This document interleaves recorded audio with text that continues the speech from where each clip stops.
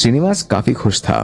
करीब 1 साल से वो इस घर में शिफ्ट हो चुका था, लेकिन उसके घर में कोई भी काम वाली या खाना बनाने वाली नहीं टिकती थी। लोग आते, कुछ दिन काम करते और फिर एक दिन अचानक से आना बंद कर देते। अभी भी वही हुआ था। पिंकी जो खाना बनाने श्रीनिवास के घर आती थी, उसने भी एकदम से आना बंद कर दिया। इससे पहली वाली जो थी लक्ष्मी, उसका भी यही हाल था। और उससे पहले वाली सावित्री ने तो हद कर दी। इस सावित्री का तो ये हाल था कि खाना बीच में आधा बना छोड़ते हुए भाग गई। हालांकि इस घर में आने से पहले श्रीनिवास से भी लोगों ने इस घर के बारे में कुछ बातें बोली थी, लेकिन उसने उन बातों पर बिल्कुल ध्यान नहीं दिया था। आखिर इतना बड़ा और सस्ता घर वो कैसे छोड़ सकता था। और यहां आने के बाद उसे कभी कोई आवाज या फिर कुछ अजीब नहीं लगा। बस एक काम करने वाली बाई और खाना बनाने वाले कुक नहीं मिलते थे।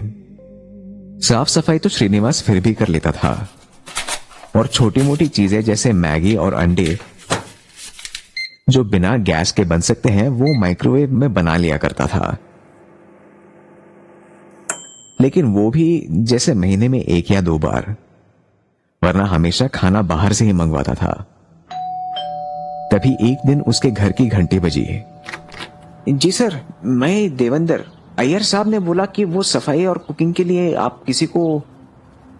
हाँ, आओ देवेंद्र। श्रीनिवास की जैसे सारी मन की इच्छा पूरी हो गई। सारा काम कर लेते हो, सफाई और खाना पकाना? जी सर, पहले मैं मोती महल होटल में कुक था। Salad, juice, Mughlai, Bengali, Chinese, dosa वोसा, बिरयानी सब कुछ आता है।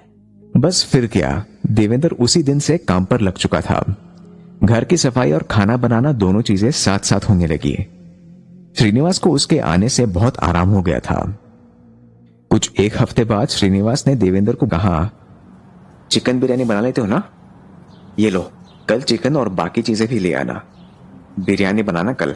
श्रीनिवास ने देवेंद्र को 2000 का नोट देते हुए कहा।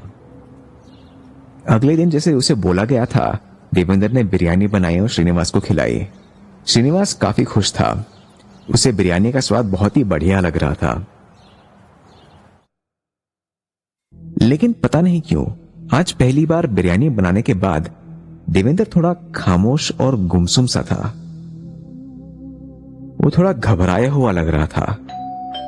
अगले दिन देवेंद्र जब आया तो श्रीनिवास ने छोले चावल बनाने को बोला और खुद अपने कमरे में काम करने लगा। करीब 2-3 घंटे बाद जब वो बाहर आया तो उसने देखा कि वहां कोई नहीं था, देवेंद्र भी नहीं।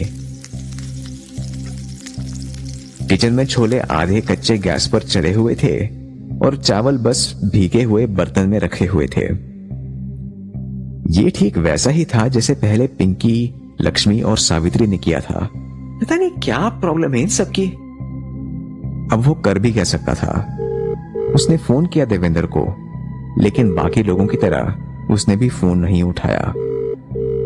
श्रीनिवास को समझ में आ गया कि ये भी भाग गया बिना बताए। अब कुछ दिन तो उसने फिर बाहर खाने और खुद से सफाई करने निकाल दिए, पर एक समय के बाद उसका बाहर के खाने से मन उठ गया और वो काफी परेशान हो गया। एक दोस्त की सलाह पर उसने अब YouTube से देखकर खाना बनाना सीखने की सोची। उसके पास अब रास्ता भी क्या था। पहले ही दिन उसने राजमा चावल बनाने की सोची। सब कुछ पढ़कर और देखकर वो राजमा चावल बनाने की तैयारी में लग गया। उसने कढ़ाई निकाली और राजमा के मसाले बनाने लगा।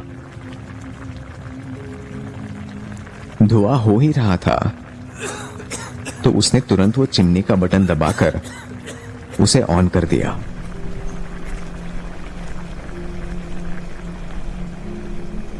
ऑन करते ही उसमें से एक अजीब सी कुछ आवाज आ रही थी, जैसे उसमें जंग लग गई हो। हाँ, इसको भी ठीक करवाना पड़ेगा।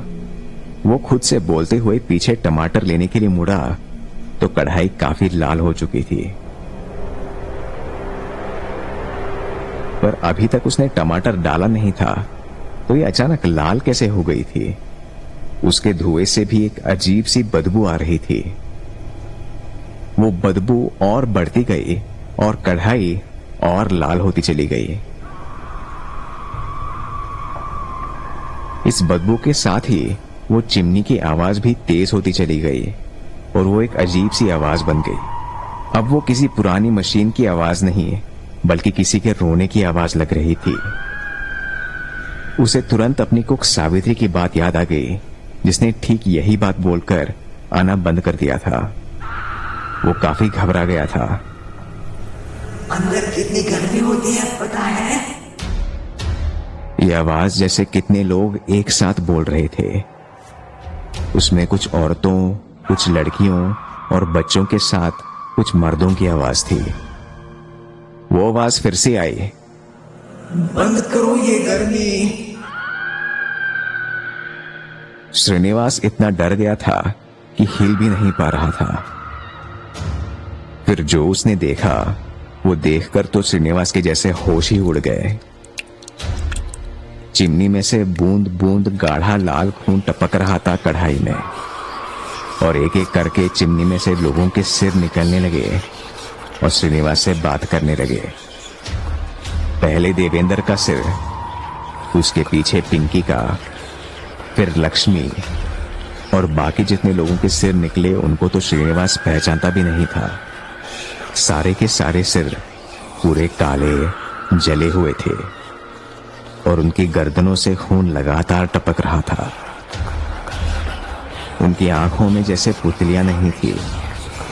वो सारे अब श्रीनिवास को देखकर हंसने लगे और हंसते हंसते ही वो बोले, बोला था ना अंदर गर्मी है,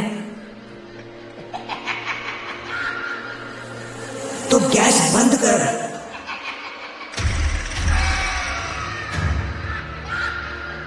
किचन में करीब 25 से 30 सिर जमा हो गए थे और सब हंस रहे थे। तभी उन्होंने जोर से अंदर की ओर सांस खींची और किचन में एक आंधी जैसी आ गई। वो आंधी इतनी तेज थी कि श्रीनिवास को खींचते हुए उसे चिमनी की तरफ ले गई। अगले 2 मिनट में ही श्रीनिवास का सिर तेजी से चिमनी के अंदर घुस गया और उसकी दर्द भरी चीख पूरे घर में गूंज गई। कुछ दिनों बाद छानबीन करने पर पुलिस को उसके घर में उस मसालों की कढ़ाई के अलावा कुछ नहीं मिला। श्रीनिवास भी उस चिमनी में बाकियों के साथ शामिल हो चुका था और उन आवाजों में अब श्रीनिवास के रोने की भी आवाज सुनाई देती है।